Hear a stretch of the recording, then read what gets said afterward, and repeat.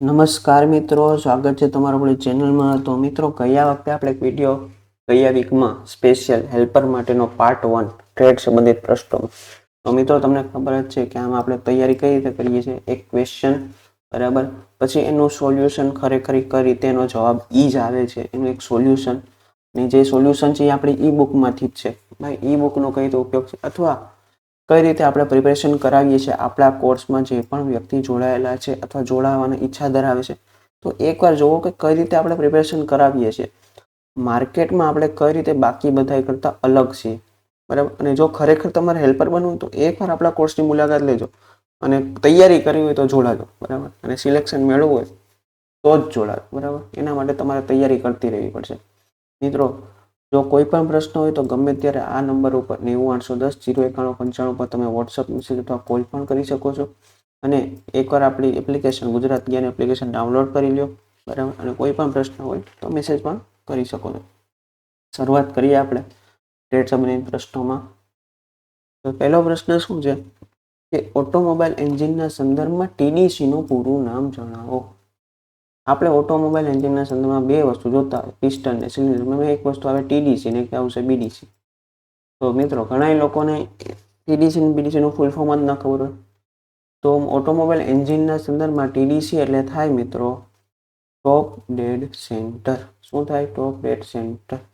માહિતી જોઈએ કે શું છે ટોપ ડેડ સેન્ટર. જો મિત્રો, આમ તૈયારી કરવાની હોય ખરેખર.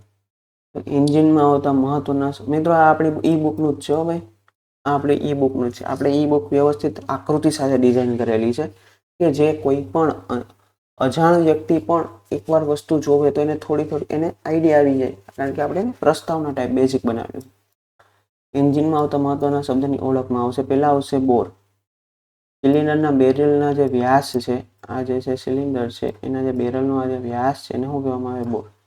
ટીડીસી ટોપ ડેડ સેન્ટર. સિલિન્ડરના બેરલમાં સૌથી ઊંચું સ્થાન ટીડીસી હોય. આ સિલિન્ડર છે એમાં સૌથી ઊંચું સ્થાન ટીડીસી. ત્યાંથી પિસ્ટન વધુ આગળ જઈ શકતું નથી. એને શું કહેવાય? Top dead centre. પછી છે બીડીસી. અહીંયા શું છે? BDC bottom dead centre. જ્યાંથી પિસ્ટન વધુ નીચે ઉતરી શકતું નથી. આ શું છે? લક્ષ્મણ રેખા જેવું છે. આ ઉપરની હદ અને આ શું છે? નીચેની હદ. ઉપરની હદને ટીડીસી ટોપ ડેડ સેન્ટર, નીચેની હદને બોટમ ડેડ સેન્ટર. એ સ્ટોક કોને કહેવામાં આવે? તો પિસ્ટન ટીડીસી થી બીડીસી અથવા બીડીસી થી ટીડીસી સુધી સરકે એને એક સ્ટોક કહેવામાં આવે છે. મિત્રો, આપણે ક્વેશ્ચન એક જ લેશું પણ એ તમને ઇન્ફોર્મેશન 5 થી 6 પ્રશ્નો ન આવશે. એટલે આપણો એક લેક્ચર તમને ઓછામાં ઓછા 150-200 પ્રશ્નની ઇન્ફોર્મેશન આપી શકશે, એ પણ એકદમ વ્યવસ્થિત રીતે. પછી આવશે સ્ટોક લેન્થ. સિલિન્ડરના બેરલમાં ટીડીસી થી બીડીસીના અંતરને શું કહેવામાં આવે છે? Stock length. શું કહેવામાં આવે છે? Stock length. તો મિત્રો, આપણો આ પ્રશ્ન ક્લિયર થયો કે ઓટોમોબાઈલ એન્જિનમાં ટીડીસીનું પૂરું નામ એટલે ટોપ ડેડ સેન્ટર અને બીડીસી હોત તો બોટમ ડેડ સેન્ટર. આગળનો પ્રશ્ન જોઈએ. ભારતમાં સૌપ્રથમ કયા શહેરના રસ્તા પર કાર દોડી હતી? મિત્રો, હિસ્ટ્રીનો આપણે એમ કહીએ કે ઓટોમોબાઈલની હિસ્ટ્રીનો આ પ્રશ્ન છે. તો મિત્રો, એમાં છે શું છે કે મુંબઈ, દિલ્હી, ચેન્નઈ કે કોલકાતા. તો એમાં મિત્રો કોલકાતા આવશે. શું આવશે? કોલકાતા. હિસ્ટ્રી જોઈએ આપણે ભાઈ ઓટોમોટિવ ઇન્ડસ્ટ્રીની ઓળખમાં કે ઈસવીસન 1887માં પ્રથમ કાર કોલકાતાના રસ્તા ઉપર દોડી હતી. એટલે યાદ રાખો, ભારતમાં સૌપ્રથમ 1887માં કોલકાતાના રસ્તા ઉપર કાર દોડી હતી. પછી 1994માં હિન્દુસ્તાન મોટર્સ અને પ્રીમિયમ જેવી ભારતીય કંપનીઓ ભારતમાં જ અન્ય કંપનીઓની કાર બનાવવાનું શરૂ કરેલું હતું, બરાબર.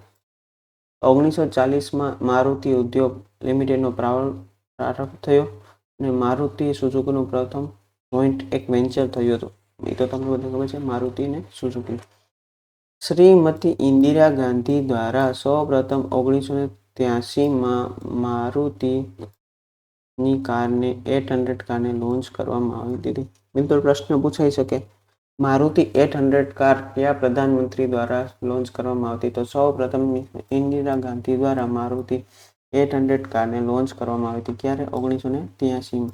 ભારતમાં સૌથી પહેલા ક્યારે કોલકાતાના રસ્તા ઉપર 1887માં દોડી હતી? એટલે આપણો આ પ્રશ્નનો જવાબ કોલકાતા આવશે. મળીએ નેક્સ્ટ ક્વેશ્ચન. એન્જિનમાં જ્યારે લિક્વિડનો ઉપયોગ કરીને ટ્રાન્સમિશન અને પાવર કંટ્રોલ મેળવવામાં આવે છે તો તેને કઈ સિસ્ટમ કહેવામાં આવે છે? હવે આમાં શું છે કે એન્જિનમાં ટ્રાન્સમિશન અને પાવર કંટ્રોલ કોના દ્વારા મેળવવામાં છે? લિક્વિડ વડે. તો લિક્વિડ વડે એટલે શું આવશે? હાઇડ્રોલિક સિસ્ટમ કહેવાય અને ન્યુમેટિકલ સિસ્ટમ કહેવાય. આપેલ બંને કે એક પણ નહીં. તો મિત્રો જ્યારે લિક્વિડનો ઉપયોગ થતો હોય તો એને હંમેશા હાઇડ્રોલિક સિસ્ટમ કહેવામાં આવે છે. જોઈએ ડિટેલ્સ. બે ભાગ આપેલા છે હાઇડ્રોલિક અને ન્યુમેટિક સિસ્ટમમાં. જ્યારે લિક્વિડનો ઉપયોગ કરીને ટ્રાન્સમિશન અને પાવર કંટ્રોલ મેળવવામાં આવે છે ત્યારે તેને હાઇડ્રોલિક સિસ્ટમ કહેવામાં આવે છે. જો ટ્રાન્સમિશન અને પાવર કંટ્રોલ માટે હવાનો ઉપયોગ કરવામાં આવે તો તેને ન્યુમેટિકલ સિસ્ટમ કહેવામાં આવે છે. બરાબર. હવા હોય તો એને શું કહેવામાં આવે? ન્યુમેટિકલ સિસ્ટમ. લિક્વિડ હોય તો તેને શું કહેવામાં આવે છે? Hydraulic system. કન્સ્ટ્રક્શન કાર્યમાં ઉપયોગી એક્સેલેરેટરમાં હાઇડ્રોલિક પાવરનો ઉપયોગ થાય છે. ટ્રક અને કારમાં જો કન્સ્ટ્રક્શન કાર્યમાં મોસ્ટલી કેનો ઉપયોગ થાય? Hydraulic system. કારણ કે જેમાં વધારે પાવર મળી શકતો હોય. વધારે પાવર કેમાં મળે? Hydraulic system. ન્યુમેટિક સિસ્ટમમાં પાવર ઓછો મળે. મિત્રો યાદ રાખજો. જ્યારે ટ્રક અને કારમાં વપરાતી બ્રેકમાં શું હોય? ન્યુમેટિકલ પાવરનો ઉપયોગ થતો હોય છે. હાઇડ્રોલિક પાવરમાં માધ્યમ તરીકે શું હોય? લિક્વિડ તરીકે જનરલી શું હોય? ઓઇલ. જ્યારે ન્યુમેટિક પાવરમાં માધ્યમ તરીકે શું હોય? હવા. બરાબર. પેલામાં શું હોય? ઓઇલ અને આમાં શું હોય? હવા. તો એન્જિનમાં લિક્વિડનો ઉપયોગ કરીને જ્યારે ટ્રાન્સમિશન અને પાવર કંટ્રોલ થાય તો એને હાઇડ્રોલિક સિસ્ટમ કહેવામાં આવશે. નેક્સ્ટ ક્વેશ્ચન જોઈએ. કઈ ભૌતિક રાશિનો એકમ પાસ્કલ છે? મિત્રો એકમો બહુ પૂછાતા હોય છે. એકમો ખાસ યાદ રાખશો. એક એસઆઈ યુનિટનો તો આપણે વિડીયો પણ બનાવેલો છે, પણ એ સિવાય નાના નાના એકમો જે પૂછાય છે એ આપણે જોતા રહેવા. પાસ્કલ એટલે બળનો એકમ છે, દબાણનો એકમ છે, ઘનતા છે કે ક્ષેત્રફળ છે? તો મિત્રો આનો જવાબ આવશે દબાણ. પાસ્કલ એ કોનો એકમ છે? દબાણ. તો માહિતી જોઈએ આપણે. પાસ્કલ હાઇડ્રોલિક પ્રેશર, દબાણ. એકમ ક્ષેત્ર પર લાગતા બળને શું કહેવામાં આવે? દબાણ. એકમ ક્ષેત્ર ઉપર લાગતા જે બળ છે એને શું કહેવામાં આવે? દબાણ. તો દબાણ બરાબર બળના છેદમાં ક્ષેત્રફળ. તો બળનો એકમ મિત્રો આપણે બધાને ખબર છે. બળનો એકમ શું છે? ન્યૂટન. ક્ષેત્રફળનો એકમ મીટર સ્ક્વેર. એટલે દબાણનો એકમ શું થાય? ન્યૂટન પ્રતિ મીટર સ્ક્વેર. પરંતુ આની જગ્યાએ આપણે આને પાસ્કલ કહેવામાં આવે છે. પાસ્કલ નામના વૈજ્ઞાનિકે આના વિશે રિસર્ચ સાજનું એવું કરેલું હતું. એટલે તેની યાદને આ એકમને પાસ્કલ કહેવામાં આવે છે. કારણ કે જો પાસ્કલના નિયમ મુજબ દબાણ આખા માધ્યમમાં સમાન રીતે ટ્રાન્સમિટ થાય છે. તો દબાણનો એકમ શું છે? પાસ્કલ. તો 1 પાસ્કલ બરાબર કેટલા થાય? 1 ન્યૂટન પ્રતિ મીટર સ્ક્વેર. અને દબાણનો એનાથી મોટો એકમ એટલે 1 બાર. 1 બાર એટલે 10⁵ પાસ્કલ. એટલે હવે યાદ રહેશે. પાસ્કલ કોનો એકમ છે? દબાણનો. તો દબાણનો બીજો એકમ એટલે પાસ્કલની જગ્યાએ ન્યૂટન પ્રતિ મીટર સ્ક્વેર પણ લખાવી શકાય. 2 4. પછીનો પ્રશ્ન જોઈએ મિત્રો. કયા સેલને ફરીથી રિચાર્જ કરી શકાતો નથી? પ્રાઇમરી સેલ, સેકન્ડરી સેલ, આપેલ બંને કે એક પણ? તો મિત્રો સેલ બે પ્રકારના હોય છે. સેલ એટલે મિત્રો બેટરી, નાની બેટરી જે હોય ને આપણે સેલ કહેતા હોય. એને રિચાર્જ કરી શકાતો નથી. એટલે વન ટાઈમ યુઝ કરીને ફેંકી શકાય. જેવી રીતે આપણે જોઈએ રિમોટના સેલ કે જે ચાર્જિંગ થતા નથી. બરાબર. એકવાર પૂરા થઈ જાય પછી આપણે શું કરીએ? ફેંકી દઈએ. આમાં શું આવશે? Primary cell. પ્રાઇમરી સેલ એટલે રિમોટના સેલ. જોવો જેમાં ઇલેક્ટ્રોડ અને ઇલેક્ટ્રોલાઇટ વચ્ચે રાસાયણિક પ્રક્રિયા થઈને વોલ્ટેજ પેદા થાય એટલે બેટરી સેલ. Primary cell. આ સેલને ફરીથી રિચાર્જ કરી શકાતો નથી. કાર્બન ઝિંક સેલ અને લિથિયમ સેલ. Secondary cell. આ સેલને ડિસ્ચાર્જ થયા પછી ફરી રિચાર્જ કરી શકાય છે. Lead acid battery. મિત્રો આપણી બાઇકમાં જે બેટરી હોય છે લેડ એસિડ કે જે પણ ડ્રાય અથવા વેટ ટાઈપની, એ કન્ટિન્યુ ચાર્જ થાય અને કન્ટિન્યુ ડિસ્ચાર્જ થાય. એટલે એને સેકન્ડરી સેલમાં ટૂંકમાં એને આપણે લઈ શકીએ. પ્રાઇમરી સેલમાં આપણા જનરલી રિમોટના સેલ આપણને યાદ હોય, પેન્સિલ ટાઈપ જે આવે છે, lithium cell, carbon zinc cell, એને ફરીથી રિચાર્જ કરી શકાય નહીં. આમાં શું આવશે? Primary cell. એન્જિનના ઘર્ષણના કારણે વ્યય થતા હોર્સ પાવરને શું કહે છે? એન્જિનમાં પ્રશ્ન બહુ મસ્ત છે મિત્રો, કે એન્જિનમાં જે ઘર્ષણ થાય, બરાબર, કોઈ પણ વસ્તુ જ્યારે કામ કરતી હોય, બરાબર, એ અપડાઉન કરે કે જે, એટલે જે ઘર્ષણ અનુભવાય, ફ્રિક્શન અનુભવાય, એના કારણે જે વ્યય થાય છે એ હોર્સ પાવરને શું કહેવામાં આવે છે? જો મિત્રો આમાં પાછા શોર્ટ ફોર્મ આપેલા છે, IHP, BHP, FHP, એક પણ નહીં. તો પહેલાં તો આ બધાના ફૂલ ફોર્મ તો ખબર પડવા જોઈએ ને. હમણાં આપણે માહિતી જોઈએ, બરાબર. તો આમાં આવશે મિત્રો FHP આવશે, ફ્રિક્શનલ હોર્સ પાવર લોસ. શું આવશે? ફ્રિક્શનલ એટલે ઘર્ષણ. જોઈએ તમને એક એક વસ્તુ હું તમને ક્લિયર સમજાવું. પહેલાં તો IHP એટલે શું?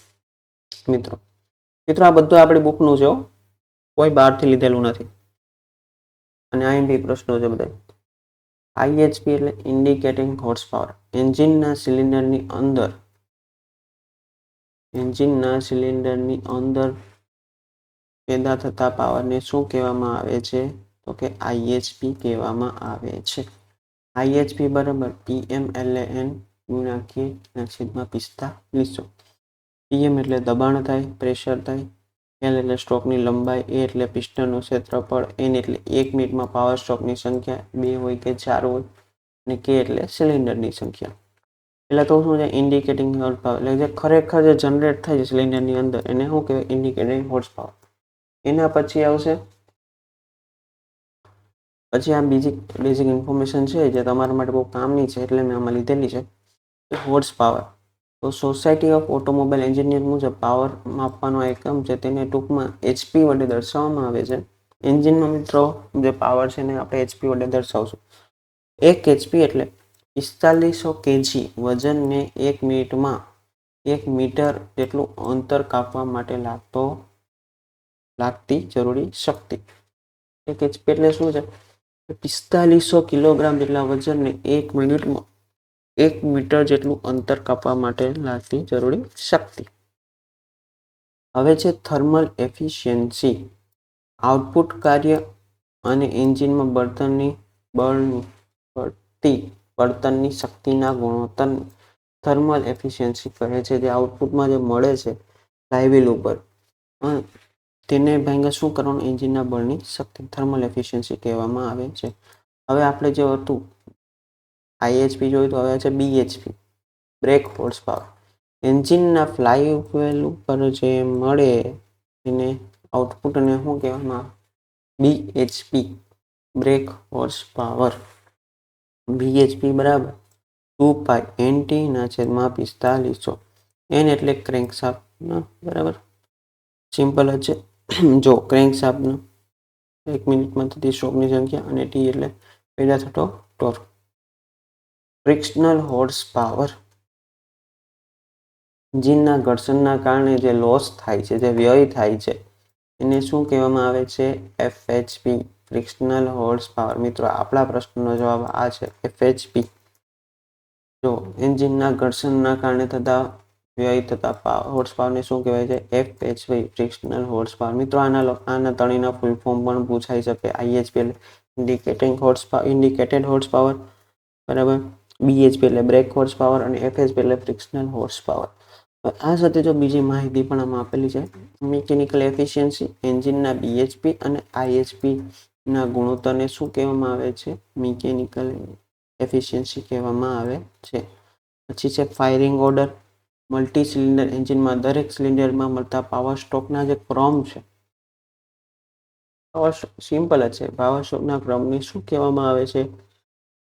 જે ફાયરિંગ ઓર્ડર કહેવામાં આવે છે.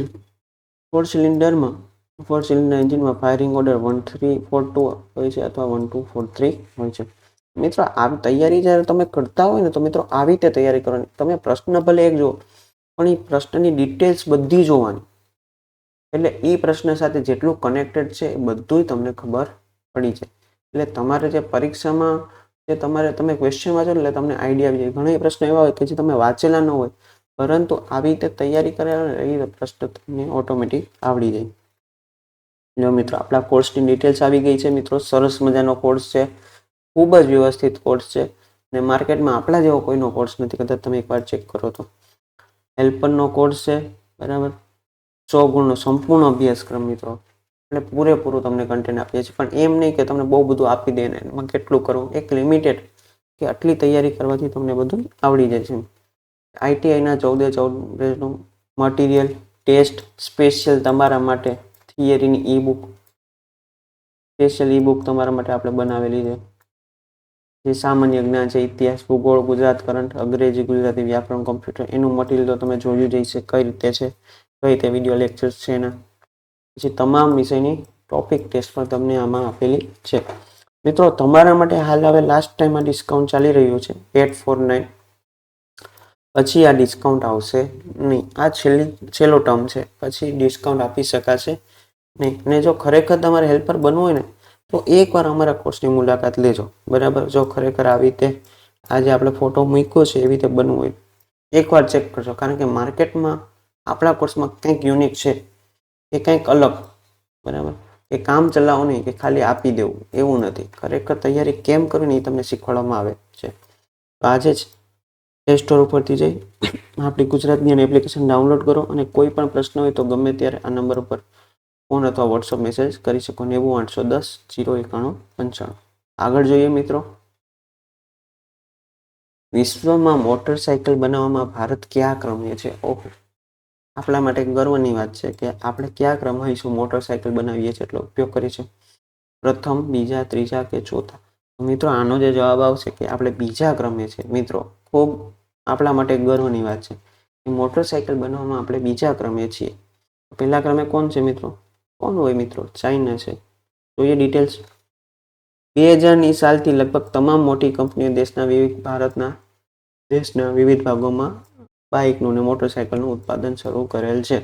કારણ કે મારુતિ ઉદ્યોગ, Bajaj auto, Eicher motors, Ford India, Hyundai motors India, royal Enfield motors, BMW, સ્વરાજ, મઝદા, હીરો મોટર્સ, હિન્દુસ્તાન મોટર્સ વગેરે જેવી કંપની 2000થી ભારતમાં ઉપડી ગઈ છે. ટૂંકમાં આ બધી કામ કરે છે વિવિધ ક્ષેત્રમાં.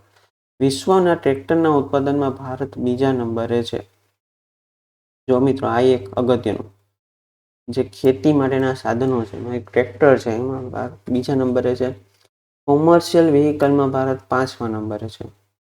આ એક છે કે જેમાં આપણો 5મો નંબર છે. ક્યાં છે? Commercial vehicle. અને મોટરસાયકલ બનાવવામાં ચાઇના પછી બીજા નંબરે છે. જો આપણે આ પ્રશ્ન શું પૂછ્યો હતો તમને કે મોટરસાયકલના ઉત્પાદનમાં ભારત બીજા ક્રમે છે, ચાઇના પહેલા ક્રમે છે. અને ટ્રેક્ટરના ઉત્પાદનમાં પણ સેમ વસ્તુ છે. ટ્રેક્ટરના ઉત્પાદનમાં પણ ભારત કયા નંબરે છે? બીજા નંબરે. કોમર્શિયલ વ્હીકલમાં ભારત કેટલામાં નંબરે છે? 5મા નંબર. મિત્રો આ પણ પૂછાઈ શકે કે વિશ્વમાં કોમર્શિયલ વ્હીકલ બનાવવામાં ભારતનો ક્રમ કેટલામો છે? તો 5મો. એન્જિનમાં રહેલ બેટરી કયો સપ્લાય આપે છે? કોઈ પણ બેટરી હંમેશા કયો સપ્લાય આપે એ ખબર હોવી જોઈએ. મિત્રો કોઈ પણ બેટરી હંમેશા એક જ સપ્લાય આપે, ડીસી. પરંતુ એટલા મિત્રો ફૂલ ફોર્મ ખબર હોવી જોઈએ. એસીનું ફૂલ ફોર્મ શું થશે?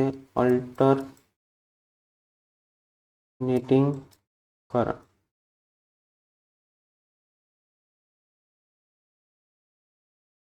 ડીસીનું શું છે? Direct current. મિત્રો ખાસ યાદ રાખજો, બરાબર. બેટરી શું છે કે એની જે ઉર્જા છે એ રાસાયણિક ઉર્જા કેમિકલ એનર્જીના ફોર્મમાં હોય છે, જે પછી આપણને ઇલેક્ટ્રિસિટીના ફોર્મમાં આપે છે, સ્ટોર કરેલી હોય છે રાસાયણિક ઉર્જા કેમિકલ એનર્જીના ફોર્મમાં. એ બેટરી દ્વારા મળતું સપ્લાય હંમેશા કયું હોય? DC, direct current. જો મિત્રો આમાં મેં તમને બેઝિક સમજાવ્યું છે. ડિસ્ચાર્જિંગ અને ચાર્જિંગ. બેટરી ડિસ્ચાર્જિંગના સમયે બેટરીમાં રહેલ કેમિકલ એનર્જીનું ઇલેક્ટ્રિક એનર્જીમાં રૂપાંતર થાય છે અને તેમાંથી બેટરી ડીસી સપ્લાય આપે છે, ડાયરેક્ટ કરંટ. અને ચાર્જિંગમાં શું થાય? બેટરીના ચાર્જિંગ સમયે બેટરી બહારથી મળતી ઇલેક્ટ્રિક એનર્જીને કેમિકલ એનર્જીના રૂપમાં રૂપાંતર કરે છે અને પછી એનું સ્ટોર કરે છે. ઓકે મિત્રો, આગળ જોઈએ. આપેલ આકૃતિ કયું સાધન દર્શાવે છે? જો આપેલ આકૃતિ મિત્રો આ આકૃતિ જેટલા સબસ્ટેશનમાં નોકરી કરેલી હોય ને એને આ ખબર હોય, અથવા જે લોકો બેટરી સાથે કામ કરેલું, એન્જિનની બેટરી સાથે કામ કરેલું, તો તમને ખબર હોય કે એન્જિનની બેટરીમાં જે ડ્રાય આવે બરાબર, વેટ જે બેટરી આવે ને એમાં આવા ઇન્ડિકેટિંગ હોય. પછી એમાં આપણે પાણી ભરતા હોય, ઇન્વર્ટરની બેટરીમાં બધા પાણી ભરતા હોય, તો એ પાણીની ગ્રેવિટી માપવાનું એક મશીન છે જેને શું કહેવામાં આવે છે? હાઇડ્રોમીટર. આ શું છે? હાઇડ્રોમીટર. મિત્રો આ મીટર કઈ રીતે કામ કરે ખબર? આ સિમ્પલ છે, આ રબર જેવું હોય છે. આને પહેલાં તમારે અંદર નાખી દેવાનું, જેનું પાણી છે, બેટરી છે, પાણીની ઘનતા ચેક કરવા માટે. પછી આને તમારે દબાવવાનું, એટલે આ નોઝલમાંથી પાણી અંદર જશે ને પછી આ જે ફ્લોટ છે ને એ ઉપર જશે, અને અહીંયા બધા મિત્રો રીડિંગ લખેલા હોય, ત્યાં રીડિંગ અટકે ને એ આપણો રીડિંગ, અને એના ઉપરથી આપણે જે પાણી છે એની ઘનતા નક્કી કરીએ કે ભાઈ પાણીની ઘનતા ઓછી છે તો વધારે પાણી નાખવું પડશે કે નહીં નાખવું પડે, બરાબર. એટલે આ સાધન કેવું છે? એ હાઇડ્રોમીટર, વિશિષ્ટ ઘનતામાં પ્રવાહીની વિશિષ્ટ ઘનતા માપવાનું સાધન એટલે હાઇડ્રોમીટર. આપણે બેટરીમાં આનો ખૂબ ઉપયોગ કરતા હોઈએ કે ભાઈ બેટરીમાં પાણી ઘટી ગયું તો પાણી નાખવાનું, તો કેટલું નાખવાનું, એટલે હાઇડ્રોમીટરમાં ચેક કરી લઈએ, એની સ્પેસિફિક ગ્રેવિટી ચેક કરી લઈએ. મિત્રો આની ડિટેલ્સ આપણા ઈ બુકમાં બહુ મસ્ત રીતે આપેલી છે, આખી ડિટેલ્સ સાથે આપેલું છે. પછી ઘાસ, કાગળ, લાકડામાં લાગતી આગને કયા પ્રકારના વર્ગીકરણ કરવામાં આવે છે? Class A, class B, class C, D. અને મિત્રો આમાં આપણે સરસ મજાની એક પીપીટી બનાવેલી છે, એ બુકમાં મૂકેલી છે, કે આગના જે 5 પ્રકાર છે એમાં કોનો ક્યાં સમાવેશ થાય છે અને ક્યાં ક્યાં અગ્નિશામકનો ઉપયોગ કરવામાં આવે છે. એમાં આવે છે ઘાસ, કાગળ ને લાકડામાં જે આગ લાગે છે ને એનો સમાવેશ ક્લાસ A પ્રકારમાં કરવામાં આવે છે.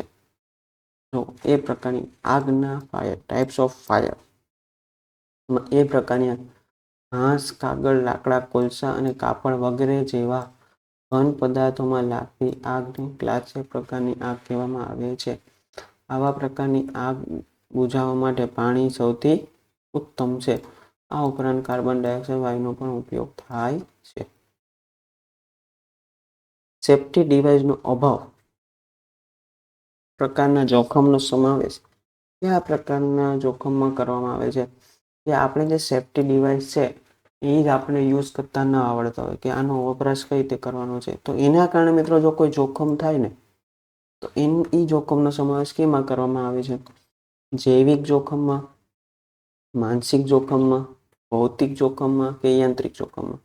તો મિત્રો એનો સમાવેશ મિત્રો યાંત્રિક જોખમમાં કરવામાં આવે છે. મિત્રો આ જોખમ જે અલગ 6 થી 7 પ્રકારના છે, એકાદ મિત્રો પૂછાય છે, એટલે એ ખાસ ધ્યાન રાખજો કયા જોખમનો સમાવેશ કેમાં કરવામાં આવે છે, ઉતાવળે આપણે ભૂલ ન થાય. તો યાંત્રિક જોખમમાં કોનો સમાવેશ થાય છે? યાંત્રિક, જો મિત્રો આપણે છે ને આવી રીતે તૈયારી કરાવીએ, એ બુકમાં જો આ છે આવી રીતે ટાઈપ્સ આપેલા છે, નીચે માહિતી આપેલી છે, એમ શોર્ટ એન્ડ સ્વીટ કન્ટેન્ટ આપણું કેવું છે? થિયરીમાં તમે જોશો તો આપણે થિયરી એમ તમને ભરીને નથી આપી દીધી, બટ શોર્ટ એન્ડ સ્વીટ માહિતી વિથ ઇમેજીસ, આકૃતિ સાથે, એટલે તમને એકદમ મજા આવે, વાંચવાની મજા આવે. આકૃતિ, ઇમેજ, એ પણ કલરફુલ ઇમેજ, ઈ બુક છે એટલે આપણે કલરફુલ બાકી બનાવેલી છે, બરાબર. આપણે આની ડેમો કોપી પણ એપ્લિકેશનમાં મૂકેલી છે, એકવાર ડેમો કોપી અવશ્ય જોજો મિત્રો. યાંત્રિક જોખમોમાં શું છે? અરક્ષિત મશીનરી છે, બરાબર, એટલે અનગાર્ડેડ મશીનરી, બરાબર. આ પંખો ચાલતો હોય ને અહીંયા ગાર્ડિંગ હોવું જોઈએ, બરાબર, ચાલતું. પછી ફેન્સિંગનો અભાવ, ફેન્સિંગ ન કરેલું હોય. સેફ્ટી ડિવાઇસનો અભાવ, સલામતીના જે સાધનો છે એનો અભાવ હોય. અને પછી શું છે? કંટ્રોલ ડિવાઇસનો અભાવ. તો મિત્રો સેફ્ટી ડિવાઇસનો અભાવનો સમાવેશ કેમાં થાય? યાંત્રિક જોખમ અથવા મિકેનિકલ હેઝાર્ડ્સ. આ મિત્રો આ બધા યાદ રાખવાના છો, કદાચ આ પણ પૂછાઈ શકે. નકામા કાગળનો કચરો અલગ કરવા માટે કયા પ્રકારના ડબ્બાઓનો રંગનો ઉપયોગ થાય છે? કાગળનો કચરો મિત્રો પહેલા તમને ખબર છે કે પહેલા આપણે ડસ્ટબિન આવતી એક જ કલરની આવતી, એમાં આપણે બધું નાખતા, પરંતુ હવે આપણે શું કરીએ છીએ? જે કચરાનો છે યોગ્ય નિકાલની પદ્ધતિ કરીએ છીએ, એટલે આપણે એના અલગ અલગ ભાગ પાડ્યા, કારણ કે એ રિસાયકલિંગ પ્રોસેસ માટે પછી પાછું અલગ કરવા માટે એક માણસ પાછી ઝાઝી એવી મહેનત કરવી પડે, એટલે આપણે અલગ અલગ વસ્તુ કરી કે જેનાથી આપણે શોર્ટ એન્ડ સ્વીટ કચરાનો નિકાલ કરી શકીએ કે આ માટે આ અને આ માટે મિત્રો આપણે અલગ અલગ 4 પ્રકારના બોક્સ બનાવેલા છે. જેટલા આમ તો 2 જ છે, બટ તમે ડીપલી જાઓ થોડા આમ વ્યવસ્થિત રીતે જુઓ તો 4 ભાગ છે, લાલ, વાદળી, કાળો અને લીલો. તો કાગળના વેસ્ટ માટે છે ને મિત્રો વાદળી કલરનું બોક્સ છે, યાદ રાખજો. એ કાગળનો કચરો છે ને એને વાદળી કલરના બોક્સમાં સમાવેશ કરવામાં આવે છે. જુઓ મિત્રો, આને કહેવાય ડસ્ટબિન અને આને કહેવાય પ્રિપરેશન. આ ભૂલાય મિત્રો. હવે આ વાદળી કલર એટલે શું છે? પેપર. લાલ કલર એટલે શું છે? પ્લાસ્ટિક. પીળો કલર એટલે કેન્સ, જે ઓલા બધા કેન્સ આવે છે, અને ગ્લાસ, કાચની બોટલો બધી છે એ બધી કેમાં આવશે? ગ્લાસમાં. આ મુખ્યત્વે કેટલા છે? 4. પેપર બ્લુ કલરમાં, પ્લાસ્ટિક છે લાલ કલરમાં, પીળો કલર છે કેન્સમાં, અને ગ્લાસ છે, કાચ છે એ બ્લેક કલરમાં. એટલે મિત્રો હવે આવું કદાચ પ્લાસ્ટિક પૂછાય તો પ્લાસ્ટિક માટે શું આવશે મિત્રો? સિમ્પલ, લાલ કલર. આગળનો પ્રશ્ન, ભાઈ ટ્રાય સ્ક્વેરનો ઉપયોગ જણાવો. ઘણા સાહેબ ટ્રાય સ્ક્વેર એટલે શું? કદાચ ગોખી પણ લી કે ભાઈ ટ્રાય સ્ક્વેરનો ઉપયોગ આ થાય, પણ જે વસ્તુ ગોખેલું કેટલા સમય સુધી યાદ, પરંતુ આકૃતિ જોઈ હોય તો કદાચ યાદ રહી જાય કે ટ્રાય સ્ક્વેર આપણે જોયેલું છે. ટ્રાય સ્ક્વેરનો ઉપયોગ શું છે કે લઘુકોણ તપાસવા માટે. લઘુકોણ એટલે મિત્રો 90 અંશથી નીચેના ખૂણા. કાટખૂણો એટલે મિત્રો 90 ડિગ્રી પૂરેપૂરું લંબ. ગુરુકોણ એટલે મિત્રો 90 ડિગ્રી થી 180 ડિગ્રીની વચ્ચે. ને સીધા ખૂણા. તો મિત્રો ટ્રાય સ્ક્વેરનો ઉપયોગ થાય કાટખૂણો તપાસવા માટે, પણ મિત્રો આપણે ગોખવા માટેની તૈયારી કરતા જ નથી. આપણે ટ્રાય સ્ક્વેરને જોઈએ. જો મિત્રો વાપર્યું બધા છે પણ નામ ના આવડતું. આ છે ટ્રાય સ્ક્વેર. મિત્રો આમાં શું કરીએ આપણે? આપણી જે જોબ હોય, જોબ એને અહીંયા મૂકી દઈએ. આપણું જે જોબ હોય ને એને અહીંયા મૂકી દઈએ.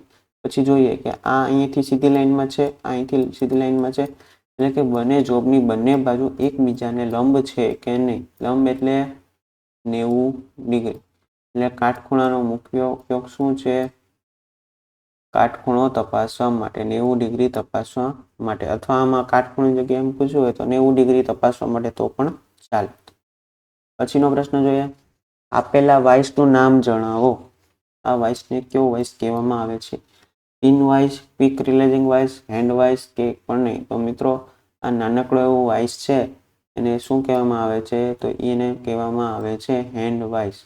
બરાબર, હાથેથી જે ઓપરેટ થતું હોય. બહુ સિમ્પલ છે, hand vice.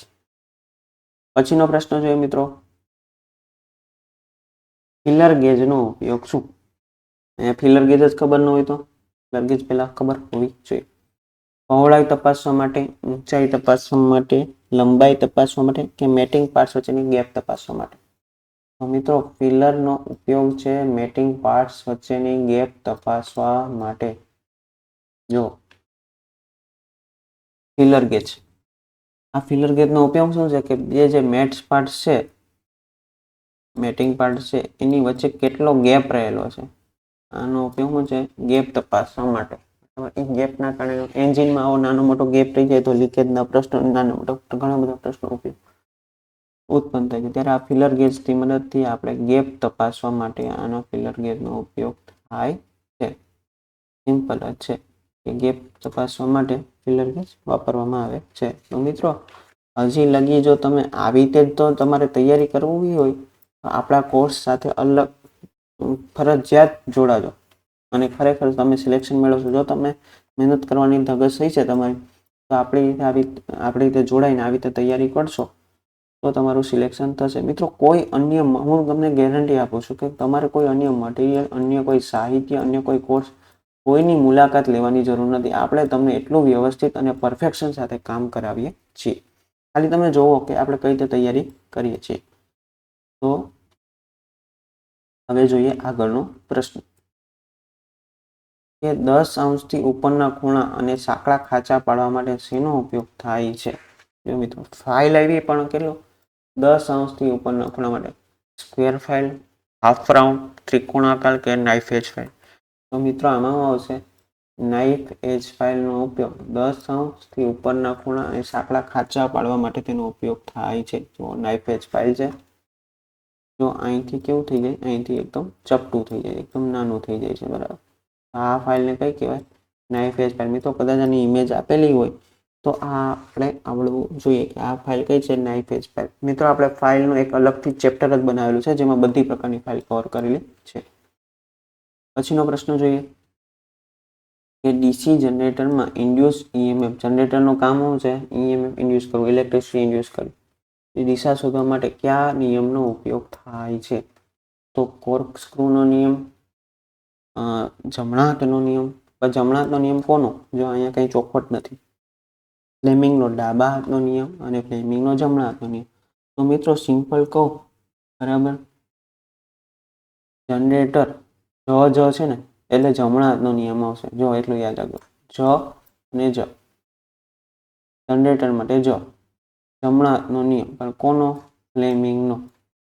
DC જનરેટરમાં induce EMF છે એને શોધવા માટે ફ્લેમિંગનો જમણા હાથનો નિયમ વપરાય છે. સિમ્પલ શું છે? ફ્લેમિંગનો જમણા હાથનો નિયમ. જોઈએ જમણા હાથનો નિયમ શું કે? જો ફ્લેમિંગનો રાઈટ હેન્ડ રૂલ. એમાં જો અંગૂઠો શું દર્શાવે? મિત્રો આ કદાચ પૂછાઈ શકે કે ફ્લેમિંગના જમણા હાથના નિયમમાં અંગૂઠો શું દર્શાવે? તો અંગૂઠો દર્શાવે મોશન અથવા ફોર્સ, દિશા. આંગળી શું દર્શાવે? ફિલ્ડ, બરાબર, મેગ્નેટિક ફિલ્ડ. પહેલી આંગળી અને વચ્ચેની આંગળી ઈએમએફ અને કરંટ. તો સિમ્પલ વસ્તુ છે કે અંગૂઠો કઈ દિશામાં છે? ફોર્સની દિશામાં, બળની દિશામાં, બરાબર. પછી બી મેગ્નેટિક ફિલ્ડ. મેગ્નેટિક ફિલ્ડ સીધે સીધું આ દિશામાં છે. તો તમારા જે ઈએમએફ ઇન્ડ્યુસ થશે ને કંડક્ટરમાં, ઈએમએફ ઇન્ડ્યુસની દિશા આ રીતની હશે. ડીસી જનરેટરમાં ઈએમએફ શોધવા માટે ફ્લેમિંગનો રાઈટ હેન્ડ નિયમ, જમણા હાથનો નિયમ. જનરેટર દ્વારા કઈ ઉર્જાને વિદ્યુત ઉર્જામાં રૂપાંતરિત કરવામાં આવે છે? મિત્રો અહીંયા તમને જોતા જ ખબર પડે છે કે આ સળિયો અહીં ફરતો હોય છે એટલે અહીં કઈ ઉર્જા કહેવાય?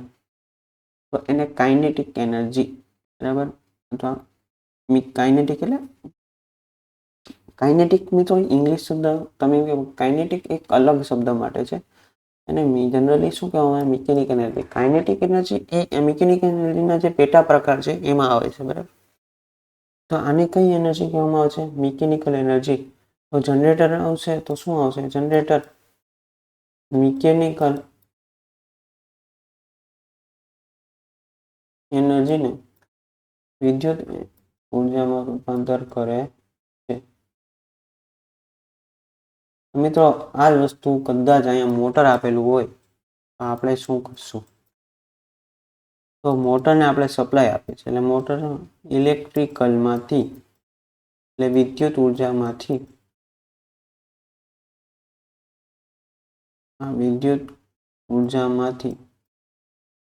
મિકેનિકલ એનર્જી, કારણ કે સાફ પડે ને ત્યારે પછી આપણે પાણી ખેંચાય એનાથી મિકેનિકલ એનર્જીમાં કન્વર્ટ કરવામાં, ઇલેક્ટ્રિકમાંથી મિકેનિકલ. આ છે મિકેનિકલમાંથી ઇલેક્ટ્રિકલ. ઘરેલું ગ્રાહકો માટેની એસી ડિસ્ટ્રીબ્યુશન સિસ્ટમમાં વોલ્ટેજ રેશિયો કેટલું હોય છે? ઘરેલું હોય આપણા ઘરમાં કેટલા વોલ્ટેજ આવે છે, કેવો સપ્લાય આવે છે, બરાબર. પહેલાં તો યાદ રાખશું આપણા ઘરમાં એસી આવે છે, ડીસી આવતો નથી. તો મિત્રો આપણે ખબર જ હોય બધાને કે 3 ફેઝ સિસ્ટમ એટલે કેટલા? 415 440 પણ કહેતા હોય, થોડો ઘણો વેરિએશન મિત્રો હોય. ને સિંગલ ફેઝ સિસ્ટમ એટલે 230 થી 240.